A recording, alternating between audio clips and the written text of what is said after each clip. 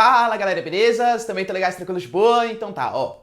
Hoje vai acontecer a eleição na Bolívia, com o Evo Morales podendo concorrer aí há vários anos, né? Desde 2006 até 2019 agora, e mais 4 anos de mandato.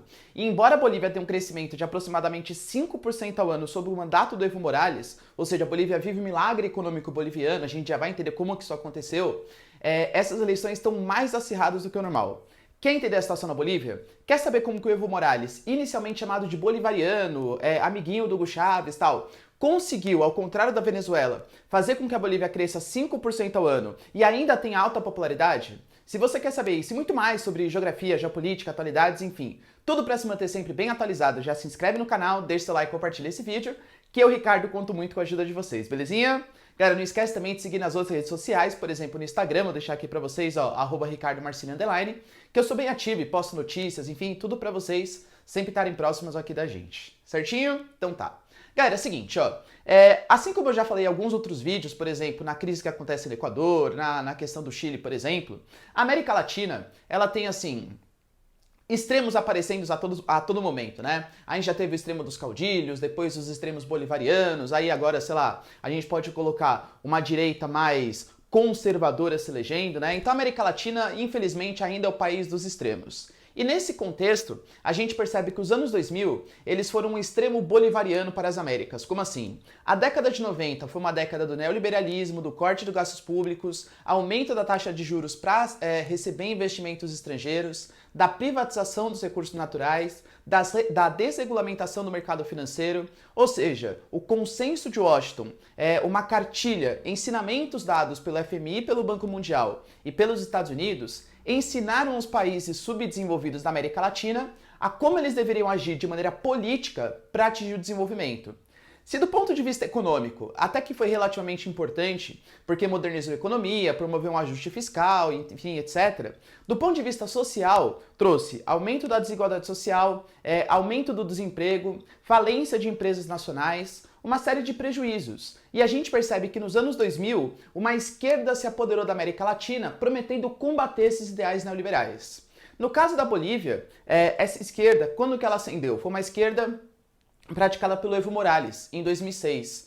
Isso que é importante, né? A gente tenta colocar tudo no mesmo saco, como se Venezuela, Equador do Rafael Correa, Venezuela do Hugo Chávez, sei lá, Argentina do Nestor e depois da Cristina Kirchner, fosse tudo uma coisa só. Mas as realidades, elas são completamente diferentes. Por exemplo, na Bolívia, a gente tem um movimento indígena que ali vive, segregado assim há muito tempo. A desigualdade social também é uma desigualdade racial ali na Bolívia, e isso é um ponto super importante. A eleição do Evo Morales, ela colocou pela primeira vez na história de um país que é majoritariamente indígena, um indígena na presidência. Foi uma coisa sem precedentes. E assim como outros países da América Latina também o fizeram, quais foram as atitudes dele, do Evo Morales? Ele nacionalizou os recursos naturais. Lembrando que a Bolívia é um país que tem uma grande reserva de gás natural e de petróleo também, além de reservas de estanho, lítio também, que a gente vai discutir no futuro próximo aqui no vídeo, tá bom?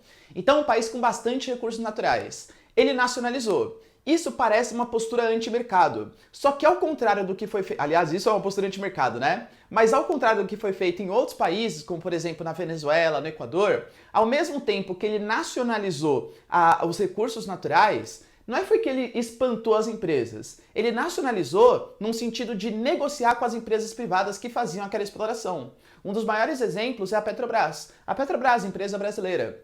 Ela que era responsável por praticamente toda a exploração de gás natural ali. Não é que a Petrobras foi expulsa do território boliviano, é que teve que ter uma renegociação de preços. O Evo Morales, ele, ao contrário do que aconteceu na Venezuela e no Equador, por exemplo, em nenhum momento ele foi totalmente bolivariano, no sentido de ser contra o imperialismo americano, contra empresas transnacionais. Ele, pelo contrário, ele faz o que a gente chama de economia mista.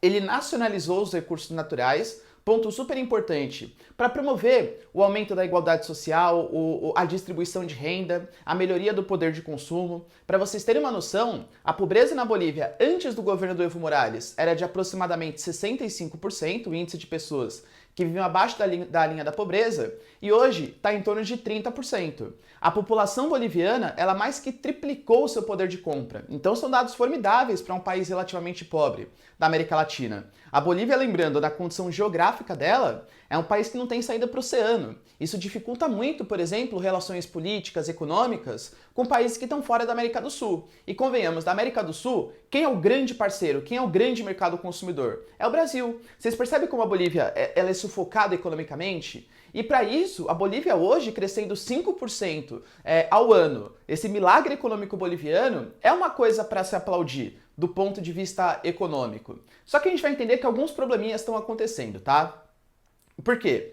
Muito desse crescimento foi baseado, então, na atração de empresas transnacionais. Ele adotou, por exemplo, políticas de atração de empresas do setor privado, porque ele acha que a geração de valor é importante não feita somente pelo Estado, mas setores estratégicos controlados pela indústria nacional, controlados pelo governo, tá? Então, por isso que a gente fala que é um capital misto, é uma economia mista, um socialismo capitalizado ou um capitalismo socializado, enfim, o Estado interferindo bastante na economia, tá? Só que, infelizmente, com esse aumento da popularidade, com a ascensão da população indígena, a gente percebe que alguns probleminhas começaram a acontecer. Acho que está um pouco na veia dos latino-americanos, né? Ele, por exemplo, só poderia ter a reeleição por uma vez, né? Ele foi lá, mudou a Constituição e fez com que fosse possível ter a reeleição 2 vezes. Isso já gerou alguns protestos, mas beleza, a população até referendou, teve um referendo, a população apoiou, beleza. Só que recentemente, em 2017, ele não poderia concorrer às eleições, agora novamente em 2019. O que ele fez? Um novo referendo. Nesse novo referendo, ele consultava a população sobre a possibilidade de não ter limite para reeleições. Ou seja, ele poderia ficar se reelegendo até quando ele quisesse. Foi uma votação apertada, foi mesmo, tá? Mas dentro dessa votação apertada, o Evo Morales, ele perdeu por pouquinho. Ou seja, ele perdeu, foi a primeira grande derrota, talvez, politicamente do Evo Morales frente à sua população, apesar do crescimento econômico. Como a gente sabe que os governantes da América Latina não são muito sujeitos a respeito à democracia, ele foi lá e apelou, por exemplo, para o poder judiciário. O poder judiciário, tem como você garantir que eu posso concorrer às eleições? E o Poder Judiciário deu ganho de causa para o Evo Morales. É por isso que ele está podendo concorrer a essas eleições, mesmo sem ainda ter sido aprovada uma mudança constitucional que permitisse esse fato. Isso já fez com que vários dos bolivianos, apesar do sucesso econômico do Evo Morales, não acreditassem, não votassem nessas eleições. Mas outro ponto também há de se considerar. A gente sabe, por exemplo, que o Evo Morales, a Bolívia, conta muito com o agronegócio e com a exploração de recursos naturais. Vocês lembram quando teve a questão das queimadas da Amazônia, desmatamento e tal?